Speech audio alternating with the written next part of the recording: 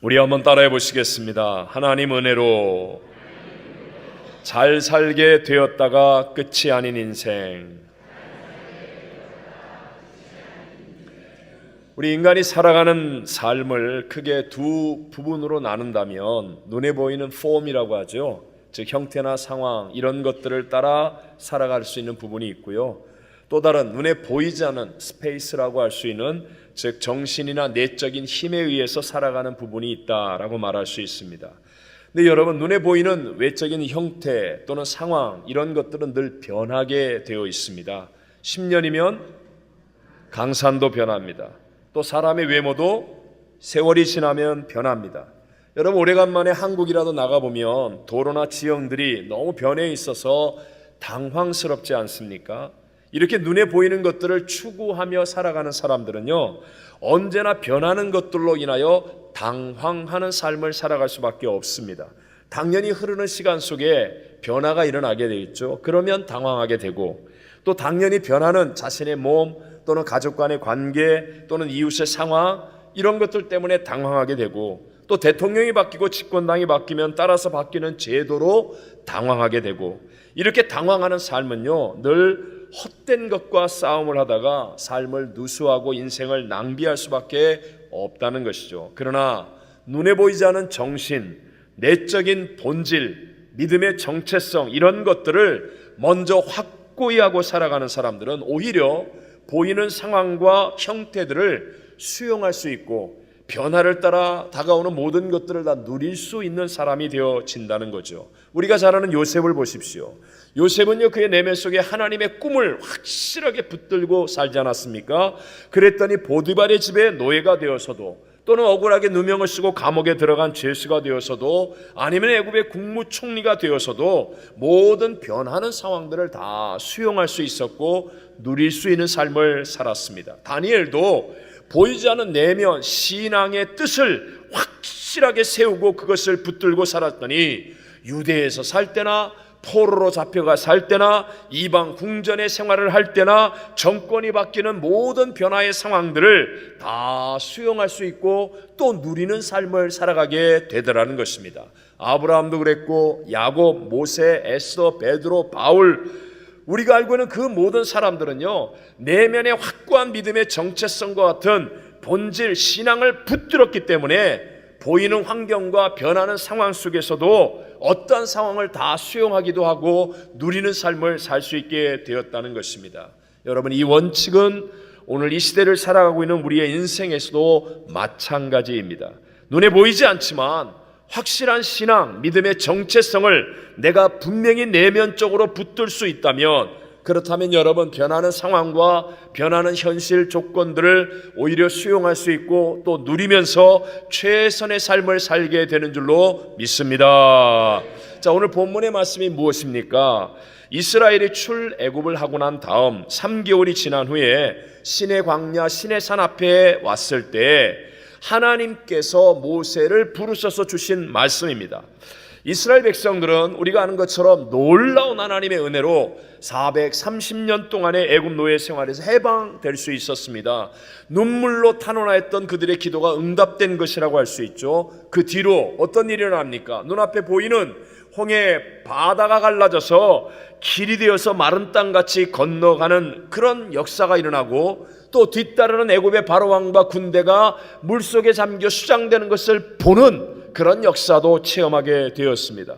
목마르다고 불평하는 이스라엘 백성들에게 하나님은 마라의 쓴물을 단물로 변화시켜 주시는 기적도 보여주셨습니다. 광야를 지난 동안 매일매일 하나님이 만나를 주셔서 굶지 않게 하셨고, 또 음식이 박하다고 원망하는 그들에게는 메추라기 떼를 보내주셔서 고기를 먹게 하셨으며, 물이 없다고 원망할 때는 반석에서 물이 나와서 그 물을 마시는 기적을 매일매일 눈으로 보며 체험할 수 있게 해주셨습니다. 그리고 아말렉과의 전쟁에서는 모세와 아론과 훌이 함께 올라가 손을 붙잡아 들고 기도했을 때 밑에 여호수아와 이스라엘 백성들이 어마어마한 승리를 거두는 그런 하나님의 역사도 볼 수 있게 해 주셨습니다. 이것이 바로 오늘 본문이 이 자리에 오기 전 3개월 동안 있었던, 눈으로도 볼 수 있었던 하나님의 은혜의 역사들이었습니다. 그리고 이제 신의 광야 신의 산 앞에 왔을 때 하나님께서 모세를 부르시고 말씀하시며 그것을 이스라엘 백성들에게 가르쳐라, 고하라, 전하라 이렇게 하십니다. 3절을 읽어봅니다. 시작. 모세가 하나님 앞에 올라가니 여호와께서 산에서 그를 불러 말씀하시되 너는 이같이 야곱의 집에 말하고 이스라엘 자손들에게 말하라. 자, 이렇게 하나님이 3개월을 지난 다음에 모세를 불러내어 꼭 전달해야 될 게 있다는 거죠. 이걸 말해야 된다, 말하라 이런 것입니다. 그럼 여호와께서 모세에게 야곱과 이스라엘 백성들에게 전하라고 하신 내용이 무엇입니까? 그것은 바로 하나님의 언약, 즉 앞으로 광야를 지나고 약속의 땅 가나안을 정복하기까지 앞으로 계속해서 살아갈 동안에 너희들이 정말 변하는 상황과 환경 속에서 승리하기를 원한다면 너희들이 지켜야 될 내적인 신앙의 약속, 즉 믿음의 정체성, 이런 것들을 말하여 전하라는 것입니다. 그러니까 하나님이 정말 우리의 인생을 성공하기 위해서 우리를 인도하신다면 하나님이 하시는 방법은 보여지는 현상과 또는 상황을 역사보다도, 즉 내 안에 먼저 보이지 않는 내면의 세계 속에 올바른 정체성을 갖고 신앙을 확실히 하는 이것이 하나님이 우리에게 주시는 승리의 비결이라는 것을 믿으시기 바랍니다. 함께 한번 4절로 6절을 읽어보겠습니다. 시작. 내가 애굽 사람에게 어떻게 행하였음과 내가 어떻게 독수리 날개로 너희를 업어 내게로 인도하였음을 너희가 보았느니라. 세계가 다 내게 속하였나니 너희가 내 말을 잘 듣고 내 언약을 지키면 너희는 모든 민족 중에서 내 소유가 되겠고 너희가 내게 대하여 제사장 나라가 되며 거룩한 백성이 되리라. 너는 이 말을 이스라엘 자손들에게 전할지니라. 아멘, 아멘. 그러니까 독수리의 날개로 이스라엘 업어 인도하신 것, 하나님의 은혜로 구원을 받게 되고 그리고 하나님의 역사를 눈으로 보는 것, 이것이 다가 아니라는 거예요. 그 다음에 하나님께서는 정말 앞으로 쉽게 말하면 광야에서 40년 넘게 지내고 가나안 땅을 정복하고 후손이 번성하여 온 세상 가운데 이스라엘의 머리가 되는 올바른 삶을 살기 위해서는 눈에 보였던 이것들보다도 보이지 않은 지금 내가 말하는 하나님과의 언약, 내면의 것, 믿음의 올바른 정체성, 이런 것들을 먼저 가슴속에 보이지 않는 것으로 붙드는 사람들이 되어야만 앞으로 너희들이 계속하여 승리하는 삶을 살 수 있다라는 것을 하나님께서 가르쳐주고 계신 것입니다. 자, 오늘 하나님께서는요, 본문을 통해 3가지 언약을 이스라엘 백성들에게 하십니다. 너희는 내 소유가 되겠다는 게 첫 번째고요, 제사장 나라가 되겠다는 것, 그리고 거룩한 백성이 되게 해주겠다는 이 언약, 이 3가지를 너희들이 먼저 깨닫고 그것을 너희 마음속에 새기고 너희의 믿음의 정체성으로 붙들고 살아가게 되면, 그러면 너희는 변하는 상황, 어떠한 문제, 어떠한 대적을 만나도 반드시 승리할 것이다 라고 가르쳐 주시는 것입니다.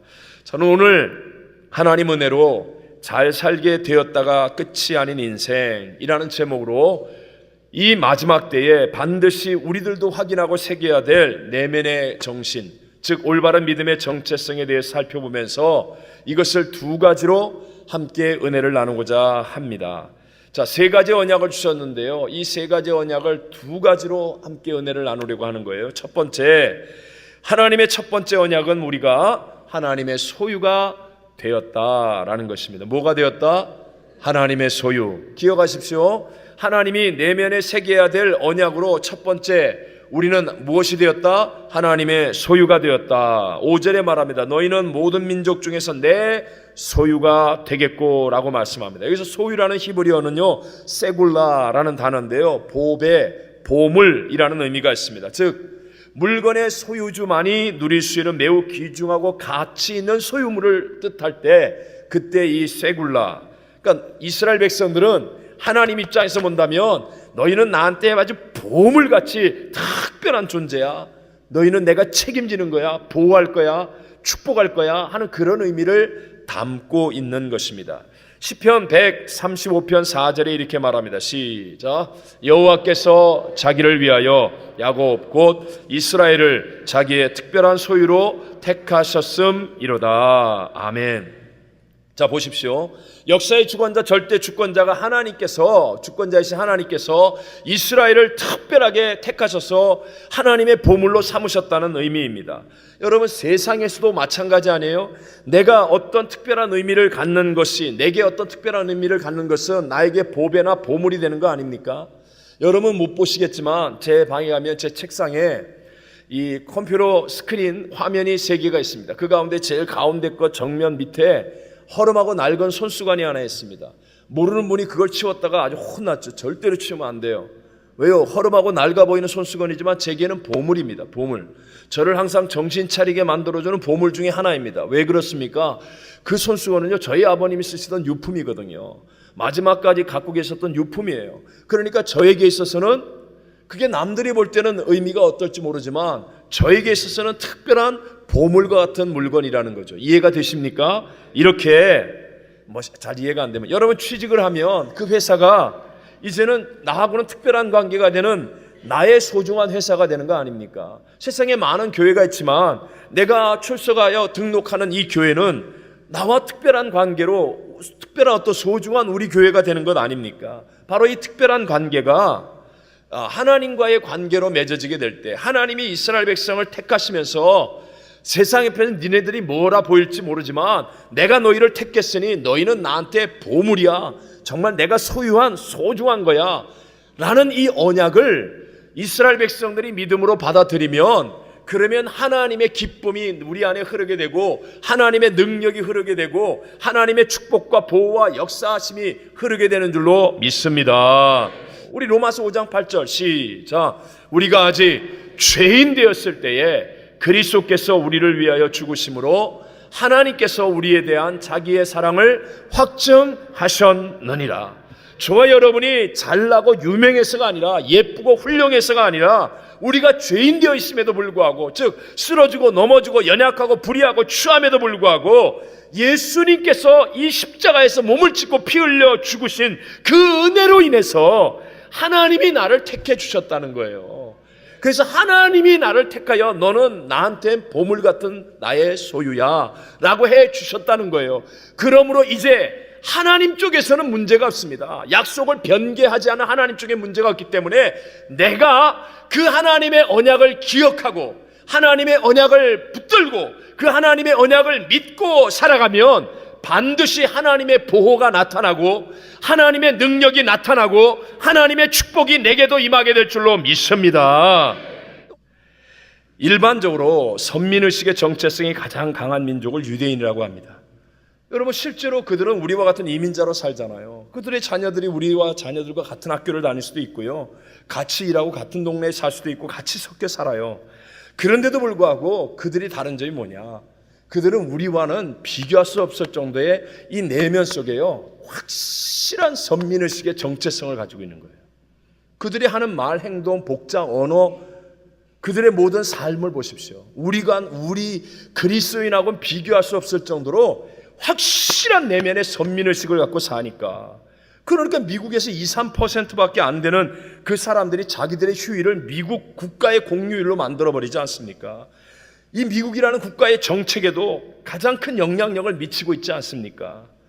유대인이라고 하는 선민의식의 이 내면 생각 하나를 가지고도 여러분 이런 대단한 영향력이 있는데 하물며 만왕의 왕 만주의 주 만물의 충만이신 예수 그리스도를 내 구세주로 믿어서 이제 내가 구원받은 하나님이 택하신 나는 특별한 소유된 백성이야 라는 이 언약의 정체성을 우리가 밥 먹을 때든지 일할 때든지 길을 걸어갈 때든지 문제가 있을 때든지 어떤 때이든지 이 언약을 내면 속에 붙잡고 살아가는 사람이 되어진다면 왜 하나님의 역사가 안 일어나겠습니까?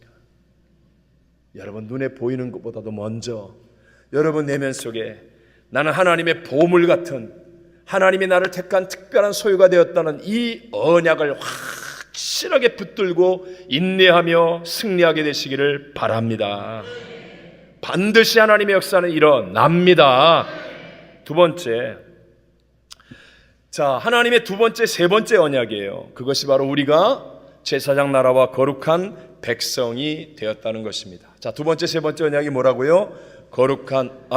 제사장 나라, 거룩한 백성. 자, 이것이 두 번째, 세 번째. 6절을 한번 읽어보겠습니다. 시작.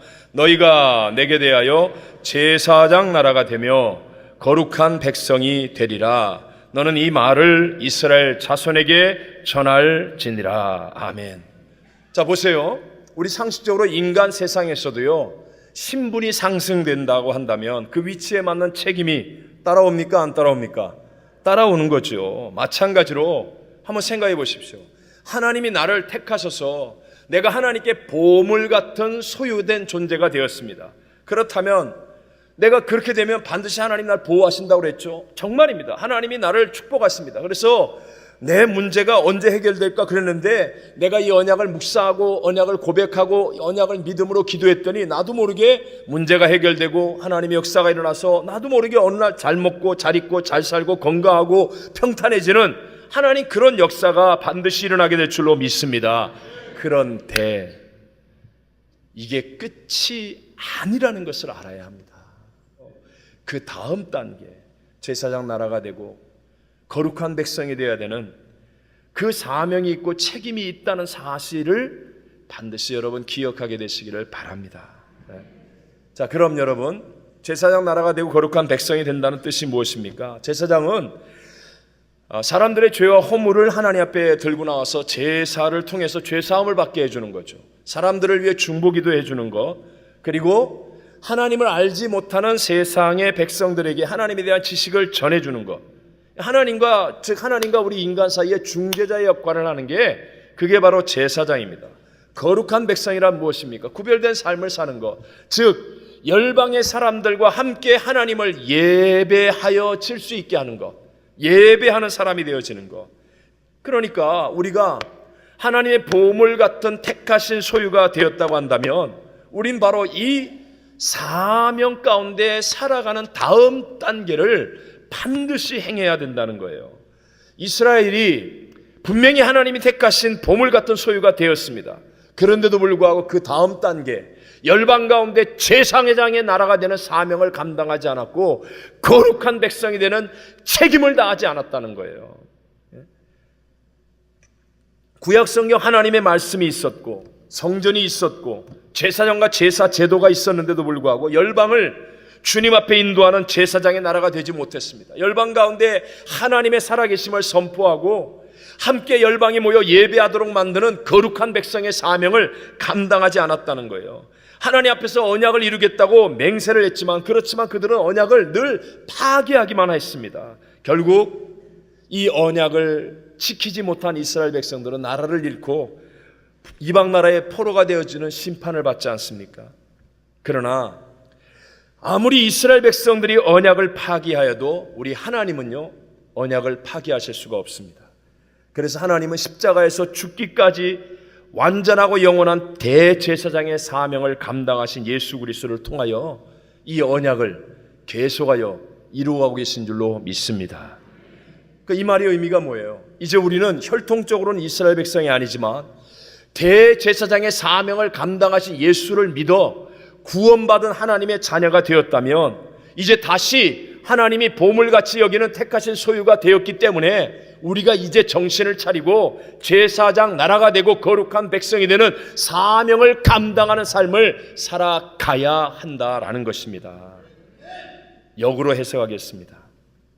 이스라엘 백성들의 이 긴 역사 속에서의 실패를 바라보며 우리가 교훈을 삼기 위해 역으로 해석하면요, 하나님의 특별한 보물 같은 존재로 택하신 소유가 된 우리들이 이스라엘 백성처럼 실패하지 않고 세상 가운데 포로가 되지 않고 계속하여 승리하며 살 수 있는 길이 바로 제사장 나라가 되고 거룩한 백성의 사명을 감당하는 것인 줄로 믿습니다.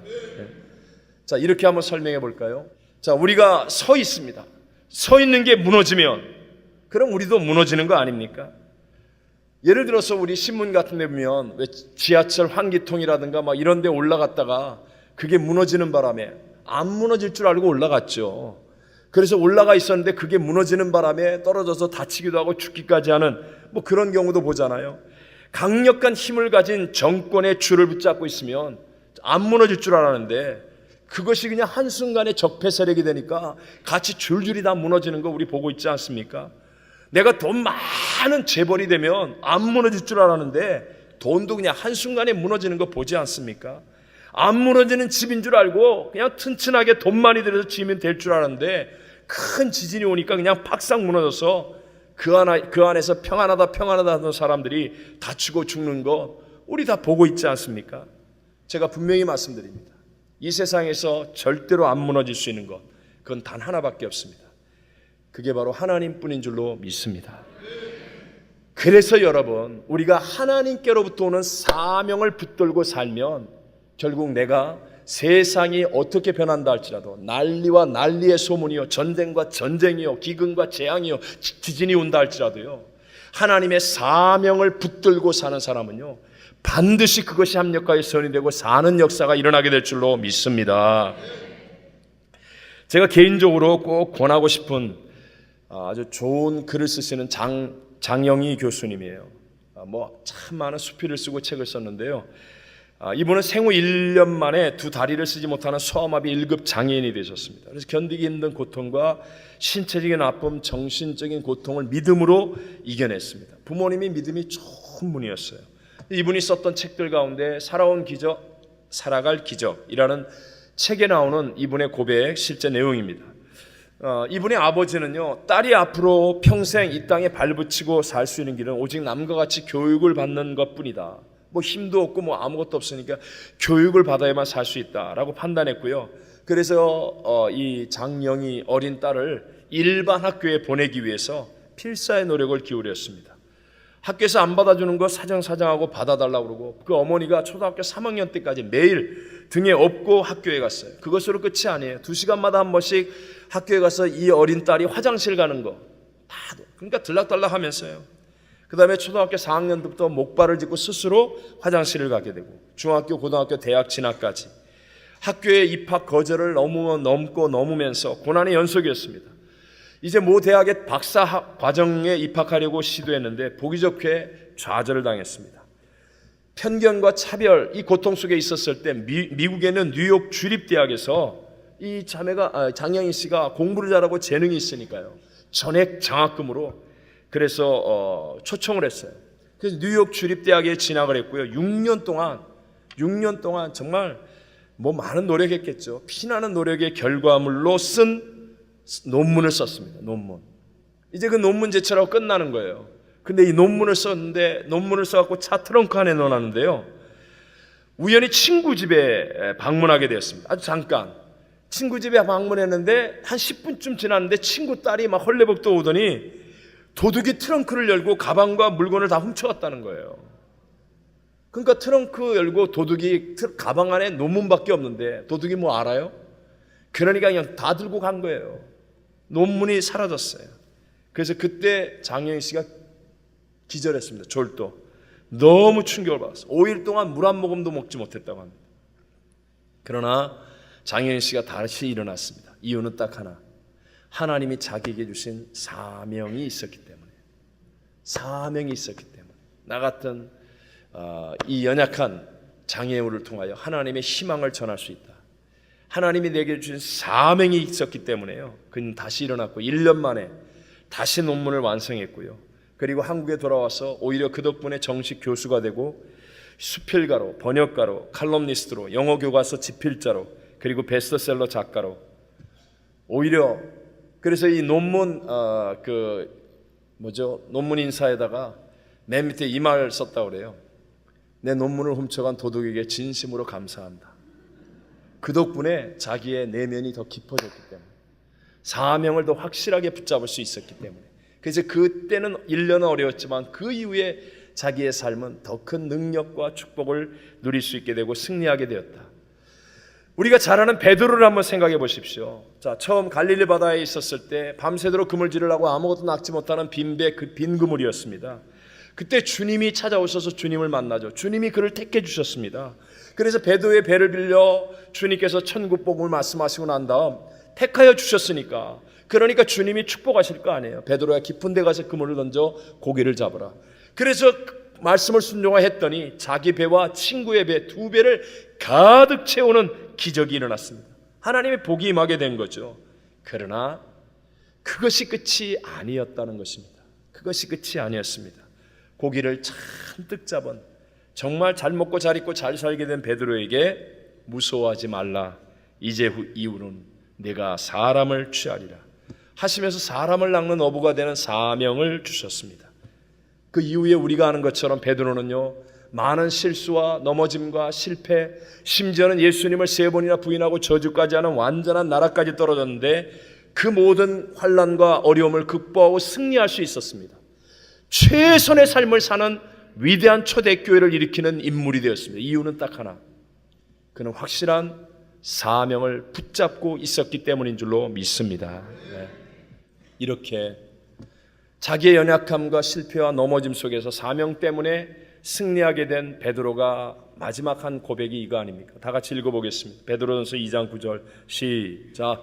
그러나 너희는 택하신 족속이요 왕같은 제사장들이요 거룩한 나라요 그의 소유가 된 백성이니 이는 너희를 어두운 데서 불러내어 그의 기이한 빛에 들어가게 하시니 아름다운 덕을 선포하게 하려 하심이라. 아멘. 아멘. 결론으로 말씀을 맺겠습니다. 여러분, 외적인 보이는 것보다도 보이지 않는 내면을 채우는 것이 하나님의 뜻입니다. 하나님은 언약을 통해 우리의 내면을 채우고 올바른 믿음의 정체성을 가지고 보이는 세상이 변하고 환경이 변하고 상황이 변해도 수용하고 누리며 승리하게 하시기를 원하십니다. 그 첫 번째 하나님의 언약은 우리가 택하신 족속 하나님의 소유가 되었다는 것입니다. 여러분이 나는 하나님 앞에 보물같이 귀중한 소유, 하나님의 소유가 되었다라는 이 정체성을, 이 언약을 확실하게 붙잡고 여러분이 포기하지 않으면 반드시 하나님이 책임져 주시고 보호해 주시고 복을 주시게 될 줄로 믿습니다. 한번 여쭤보겠습니다. 들의 백합화와 솔로몬의 입은 옷 어느 것이 더 좋을 것 같습니까? 멋있을 것 같아요. 그래도 명품이에요? 질문 안 하겠습니다. 하나만 더 할까요? 돈을 주고 인간이 만든 의수와 하나님이 공짜로 주신 나의 손 어느 것이 더 좋겠습니까? 당연하죠. 하나님이 주신 것이죠. 병원에서 수술과 보약으로 얻는 건강보다 하나님이 내게 주신 공짜로 주신 건강이 사실은 더 좋은 것 아니겠습니까? 땅에서의 모든 수고로 얻은 것보다 여러분 하나님의 언약을 믿는 믿음으로 붙들고 있을 때 그때 하나님이 주시는 것들이 더 좋은 것이 됨을 믿게 되시기를 바랍니다. 그러나 여러분 하나님이 반드시 우리에게 복 주시지만 그 은혜로 복을 받고 잘 살게 되었다가 끝이 되어서는 안 됩니다. 그게 끝이 아니라는 거예요. 예수님의 죽으심으로 언약을 다 이루어 가시는 하나님은 우리에게 제사장 나라와 거룩한 백성이 되라는 사명을 주시는 거예요. 점점 더 거짓으로 가득 차가는 이 마지막 미혹과 혼돈의 시대에 하나님이 주시는 사명을 붙들고 살아갈 때 무너지지 않습니다. 쓰러지지 않습니다. 내가 살 수 있는 길이 되어지는 것입니다. 다시 한번 이 땅에 오셔서 우리를 위해 십자가에서 몸짓고 피 흘려 죽기까지 하신 이 성찬의 예수님을 만나시고 오늘 이 성찬을 통하여 이 사명을 여러분 회복하셔서 무너지는 세상의 것들이 아닌 문제보다 크시고 대적보다 크신 하나님을 붙들고 진실로 승리하는 그리스도인들이 다 되시기를 주님의 이름으로 축원합니다.